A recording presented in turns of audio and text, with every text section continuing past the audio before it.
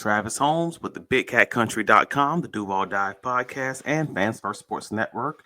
Here with your Jacksonville Jaguars Draft Week Mock Draft Monday. Kyle, the student of the game, Nash, is off today. Solo pod. Going to break down our final week of the draft, mock draft. Maybe I'll give you a little bit closer to what I expect the team to do versus what I personally would do in today's mock. But before we get into all the new information, I kind of just wanted to at least touch on the sort of viral Mason Graham video that's been kind of going around all the different socials. If you haven't seen it, I mean, you've probably seen some version of it. There's been a few people who've made their own videos based off of it, but it's Mason Graham out in the streets with this trainer, working out with this guy, sort of very similar to the previous years old Clevon Chason workout video where he's working out on the beach. But I'd rather just show you and not tell you. So, folks who haven't seen it, this is kind of it's caused a lot of spook. But what you may not notice is that he's wearing a Jacksonville Jaguars salute to service shirt, and that's very similar to Clevon Chason. He's working out on the beach and looking. It's hard to look cool. It's pretty hard to look working out, doing those hand drills, especially running in the beach. So I do have some sympathy for it, but folks forget that in his pre-draft process, he also worked out in a Jacksonville Jaguars shirt. Does that mean that he knows something, that he's maybe spoken to the team, that he, has some sort of indicator that maybe they're a little bit interested, maybe his agent talked to those guys? Or is it just something that where he's kind of paying attention to all the different mock drafts, he's talking to the NFL media guys, and that he kind of sees the same layout of the landscape that we all see, is that 50% of mock drafts kind of have Mason Graham falling as the pick for the Jacksonville Jaguars, and he just kind of sees this is where this might go. Who knows? We none of us will truly know until it is Thursday. At the pick number 5 for the Jacksonville Jaguars, but it's very intriguing and it's very interesting. But man, let's get into it. As always, we are using Pro Football Network. Mock draft simulator. If you ever want to do your own, absolutely feel free to let me know if you love this one, if you hate it, whatever it may be. But as you already see, Cam Ward, Travis Hunter, Abdul Carter, and Armand Membo are already off the board, and we have the option currently to maybe draft Mason Graham. Maybe we can go Will Campbell. If you're feeling a little bold or a little freaky, you can even go with Ashton Genty at this current moment in time. I'm not going to go crazy. I'm probably going to go with the quote unquote safer pick. If you're going back years, you'll probably say Mason Graham has been one of the better 3 technique tackles, for the last 2 seasons in college football. So I think it's worth not trying to recreate the landscape here, not trying to recreate the formula. I'm going to go with the guy who I think is a more known product. That's Mason Graham, defensive tackle out of Michigan. And as we continue going through that first round, I'm going to try my best not to make any trades. I want to keep this as pure as possible. But again, I'm going to lean into what I believe they would do, not necessarily what I would do. I just wanted to be clear. So as you see, you already have that middle round run where the safeties and the corners are kind of coming off the board. You're getting towards the end of that first round. You still have a few different good options available. Luther Burton is still on the board. We're approaching the Jacksonville Jaguars pick, and one pick beforehand, Shavon Revel, cornerback out of East Carolina, comes off the board, which hurts my heart because I'm a DB guy. You kind of know how that is. That's my bias, if we'll say. But nevertheless, we have a few different options available at this current moment in time, whether it's Benjamin Morrison, cornerback out of Notre Dame, Xavier Watts, safety out of Notre Dame, one of those 2 pairings. You got a nose tackle option in Kenneth Grant, still available to pair up with Mason Graham, and that's a very intriguing prospect in and of itself. To have a dominant D-line up front, have a replacement for Devon Hamilton, and also a full 3-down defensive, 3 technique in Mason Graham. the more I keep talking about it, the more I'm kind of leaning that way. If I'm going to be honest, that's the hard one. But I think after just saying it out loud, I can pair those two guys up similar to how Gladstone paired up uh, Jared Verse and Brandon Fisk in for the LA Rams, and that is a hard thing to say no to. And you know what? I don't think I am. That's what I'm going to do. Kenneth Grant, defensive tackle, Michigan. We're doubling up at defensive tackle in the first 2 rounds with the Michigan pairing to have those guys together for the future. And we're going to see how this thing plays out because I actually haven't had a draft like this just yet. But nevertheless, as we're approaching the Jacksonville Jaguars' first 3rd-round pick, a lot of the corners are coming off the board. A lot of the safeties are coming off the board. But I also don't know that the Jaguars are aiming to fill every single hole in this draft class. Like I actually do believe, like as much as fans and media, when we're doing these mock drafts, we're trying to fill every hole. I don't think that's realistic. I also don't think that's how the team is even looking at it. I think they're truly looking at the best players available. And if there are any positions that are left over, they're going to just fill those areas with stopgap free agents or the guys who they already have in the room where they may feel comfortable with those guys for at least a season. And they're probably looking at this like more like a 2-year build. That's why they continuously keep mentioning that they have 24 picks over the next 2 seasons, because they're not looking at this like we have to fill all these holes right now with all the picks and spread them out. We're just saying we're going to pick the best players who are going to fit into our quote unquote ecosystem, and we're just going to kind of see where everything lands. But as we sit here, I'm in love because the Jaguars now have an opportunity to either pick, someone like a Braden Swinson, edge out of LSU. They have the option to pick someone like Kyle Williams, which I am a major fan of his game. I actually think he's going to be being a 2nd-round receiver. But if he is still on my board, it's going to be something like him, or I may just invest in that offensive line. But in such a deep guard and center draft class where you may have a few different options that for guys who can play center and guard in the 3rd and 4th round, just seeing that Kyle Williams is even on the board, and I think he's an absolutely 2nd-round talent. He may even be the 2nd best receiver in this draft, depending on who you ask. I don't even think this is much of a conversation to me personally. That's exactly where I'm going. So Kyle Williams, wide receiver, Washington State, let's go. Like, I am a fan there, but also I know with my DB bias, with my cornerback bias, I'm wishing that I would have gone safety because I love investing in the defensive backfield. But I also know that Jarian Jones, with this interview with Jamal St. Cyr News for Jags, already said like he actually approached the coaching staff saying that he wanted to play outside cornerback and that he was beating the drum to play outside cornerback in the 2024 season and was mainly quarantined to only playing the slot nickel role in that 2024 season in the Ryan Nielsen defense. So it's sounding a little bit more like maybe the coaching staff feels a little bit better about him playing that outside corner spot, and maybe he feels better about playing it himself. So maybe we should also be a little bit patient with that process and kind of see what that looks like for, Jarian, maybe playing a little bit inside and outside versatility with Jordan Lewis. So I'm willing to give that a shot and kind of see where we land, see what everything looks like. But for the moment, this is where we are. The Jacksonville Jaguars still have Ozzie Trapilo, offensive tackle out of Boston College, is available on the board. DJ Giddens, running back out of Kansas State. Maybe even Jordan Birch, edge from Oregon. I think we're pretty good on defensive tackle. Dylan Fairchild, offensive guard out of Georgia.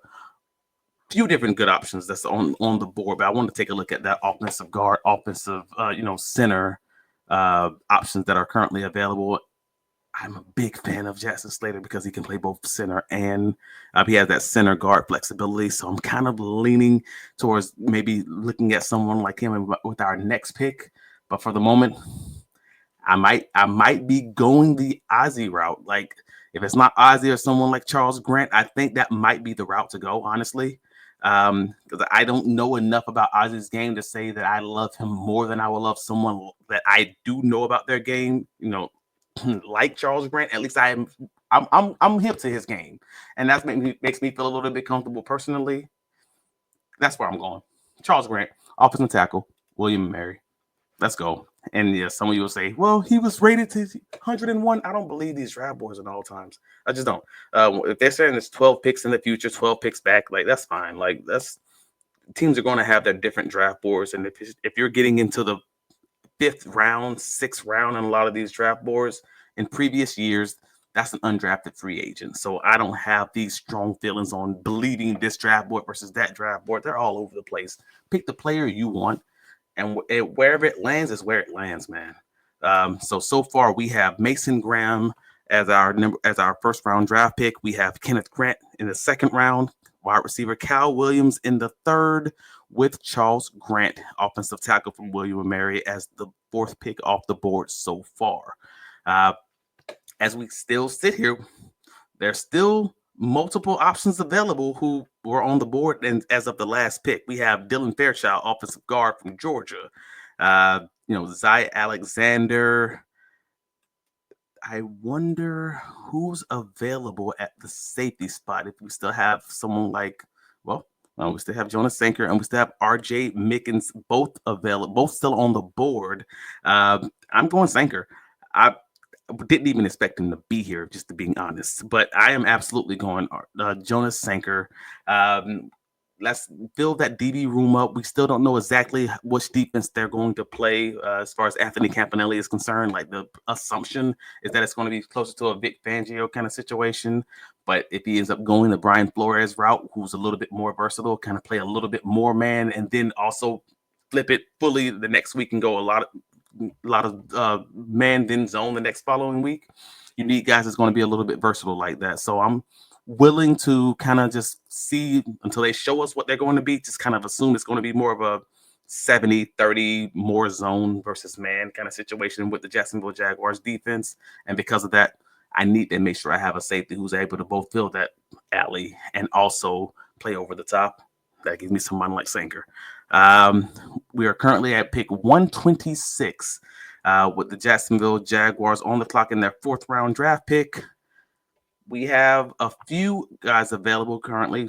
Shamar Turner, defensive tackle out of Texas A&M, and Deion Walker, defensive tackle out of Kentucky, both available. Again, we are really good on defensive tackle at this current moment in time. Logan Brown, offensive tackle from Kansas.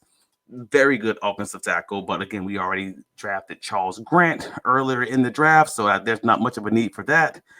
Damian Martinez, running back from out of Miami. Dope. I love Martinez, and I know it's also a very deep running back draft at this current moment in time. Pat Bryant also on the board. Pretty good blocking receiver, Duval. Pat, we love him. But at the end of all of it, I'm realistically going to try to invest in that running back class. I know everyone loves that RJ Harvey pick. A lot of people also like Kyle Monangai, Rocket Sanders, whoever your choice may be, Taj Boyd, whoever your guys. For me, I have a few guys, and I'm just fine with a lot of them if it's not, your first round talents. Damian Martinez is a very solid back, but also you're going to have questions on whether or not he's going to be able to catch the ball. My apologies. And because he just wasn't asked to do that very much at Miami. So there are going to be questions there, but I think at this stage in the draft, it's at least worth that gamble. You're talking about a fourth round pick, and for an offensive team that's going to need at least, if minimum, 3 running backs, if not 4, and you have Keelan Robinson that's already on the roster. I'm going Damian Martinez, and we're going to see how this bad boy falls. Someone said, I believe a few weeks ago, he's like, Damian Martinez, man, that's like Tank 2.0. All right, I'm cool with that. You mean to tell me I have another running back who can find the hole, see hole, find hole, get upfield, let's go? All right, cool. I'm fine with that. Just as long as he has no issues pass blocking, I'm good with it. We'll figure out the pass catching chops at a later date. But as it currently stands, the Jacksonville Jaguars are now in round 5, pick 142. With again, there was the late run on defensive tackles. Jacksonville Jaguars were already set there. We have now 1 offensive tackle and 1 running back, 1 safety, 1 wide receiver, 2 defensive tackles. that is the current draft as for the Jacksonville Jaguars. I think we're in a pretty reasonable spot as it currently stands. I do think there we go. Savion Jones, explosive edge from LSU. As soon as I saw the name, I don't think this was even hard for me. Like, that is absolutely where I'm going. Give me a third rotational edge to be behind Josh Hines-Allen and Trevor Walker. Let's make this defensive front dominant. And I think we are absolutely that. Like, you want investments up front. You want balance up front. You want someone who's actually going to be able to rush the passer well, to add to Mason Graham, to add to Kenneth Grant.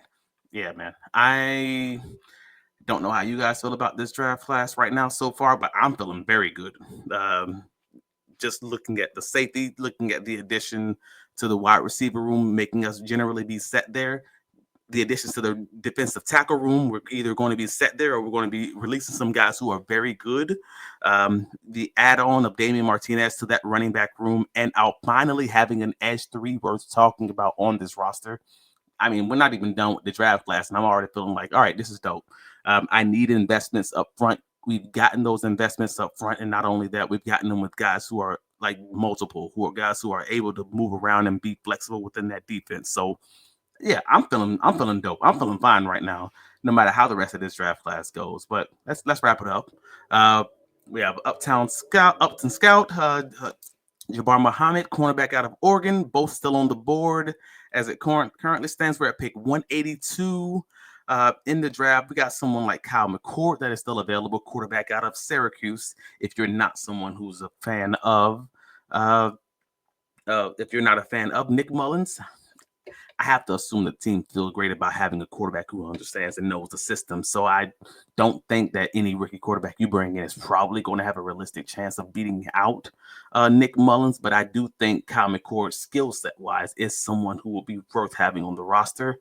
I don't know that I'm ready to pick him because I do also love Jamon Dumas Johnson, linebacker out of Kentucky, and with the Jacksonville Jaguars deciding at this current moment of this recording not to pick up the 5th-year option for Devin Lloyd. I think that's at least worth evaluating. And just the more I talk about it, that's actually probably where I'm going to go. You want to draft the year out and make sure you can develop those guys in your system and see where everything lands. And yeah, you're talking about a 6th-round linebacker who at worst is going to be someone who play into your special teams, and he's really good in coverage. Let's go. 182, 6th-round draft pick, linebacker, Kentucky, and you also have that link to Liam Cohen.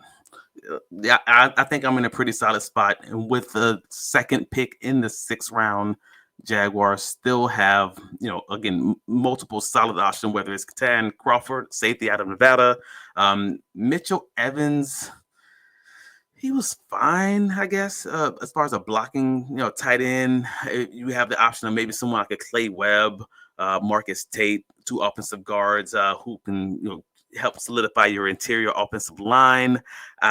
I don't have any strong takes on one of those guys, but I think it would be worthwhile to kind of develop one, find you an interior offensive line developmental guy, or find you a second wide receiver to kind of add to this, this room.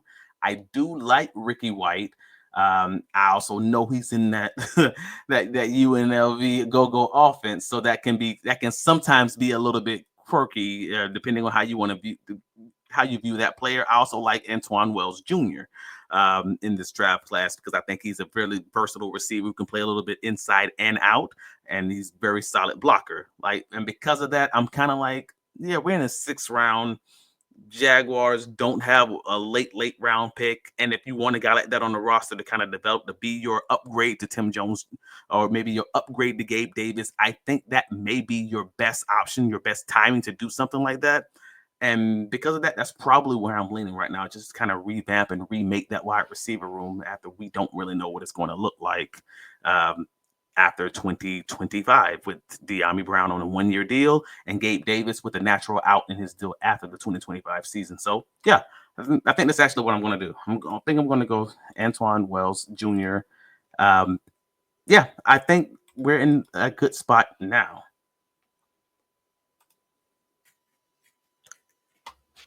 So with that pick, the Jaguars are now done in the 6th round with the last remaining pick at 221.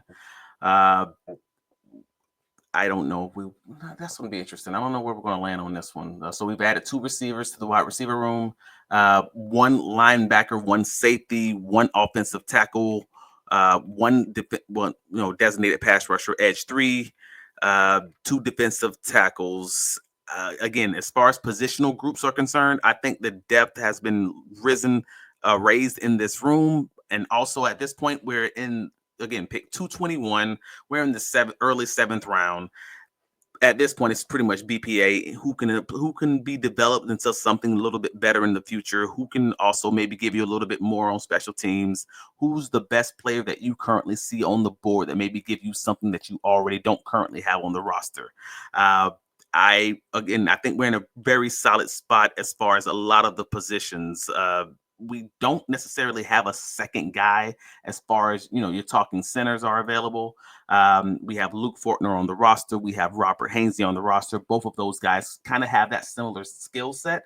From my personal vantage point, like they both know the offense, but neither one of those guys are truly people movers. I wouldn't consider Jacob Gideon someone who is truly a people mover in that way. He's the top rated center that's available on the board right now. I am actually a fan of Nofafia Tulafono. He's a center out of Wyoming, and if you are able to get him in the 7th round, you're talking undrafted free agent range, and he is a road grader. He is a people mover. I'm gonna go that route every day of the week. So for an offense that wants to be multiple, that's a scheme with also some zone flexibility. Yeah, if you're going to give me a guy in the middle, and we have maybe questions on whether or not he's going to be a great pass blocker, but we know for sure he's going to be a guy that moves people, that's a good start if you want to get this running game going. So I'm going to wrap this mock draft up with him as my final pick. If you want to view it as an undrafted free agent pick, so be it. Do your thing. But at the end of all of it, I think that is a solid final addition to kind of let you know exactly where we're going, exactly how we view this bad boy. Exactly what we want this team to be. So even our quote unquote Mr. Irrelevant pick is absolutely relevant. It is letting you know, hey man, we want to be a dominant run blocking team. This is who we want to be as as a whole. And we're going to be that through hell or high water trying. So to wrap it up, the Jacksonville Jaguars, my final mock draft for the team with Mason Graham in the 1st round, the 5th pick out of in the 1st round, defensive tackle out of Michigan, paired him up with Kenneth Grant at the pick 36, other defensive tackle out of the University of Michigan. Defensive tackle room looks pretty set for the foreseeable future. Then in the 3rd round, we have Kyle Williams at the pick 70, wide receiver from Washington State. Pick 88, Charles Grant, developmental offensive tackle from William and Mary. Is truly not a developmental guy. It's just the fact that he's from a small town, from a small school. But he's kind of shown those traits. So I believe in that pick a little bit more. At pick 107, we have Jonas Sanker, safety from Virginia. At 126, Damian Martinez, running back out of Miami, Florida, our first Florida pick. Just so no one says there's a bias within the Florida picks. At pick 142, we have Savion Jones, edge from LSU. 182, Jamon Dumas Johnson, linebacker from Kentucky with that Liam Cohen link. At 194, Antoine Wells Jr., wide receiver from Ole Miss. And at 221, Nofofia Tulafono, center from Wyoming. And that wraps up this final Jacksonville Jaguars mock draft Monday. I want to know your thoughts. Let me know how much you love it. Let me know how much you hate it. At the end of the day, we'll see what the team is going to do on Thursday. But for the most part, this is where we are. I feel very happy with the status of this mock draft. And I think it actually is one of those drafts that's quote unquote boring, but it also raises the overall foundation of this team. You want to make dominant defensive tackles, interior defensive line. You want a dominant offensive line. You want to have a team that's actually not going to be moved off the point of attack. I think this draft does that for you, but at the end of the day, we ain't finished. Still waiting for a big smile out of you. You're up 2-0. What's the story? Are you not happy, or you're only half happy, or? Still to be happy about. You're up 2-0. Job's not finished. Job finished? I don't think so. Okay. No matter what, job ain't finished. Now you gotta play some games. Duval, let's go. See you guys at the draft.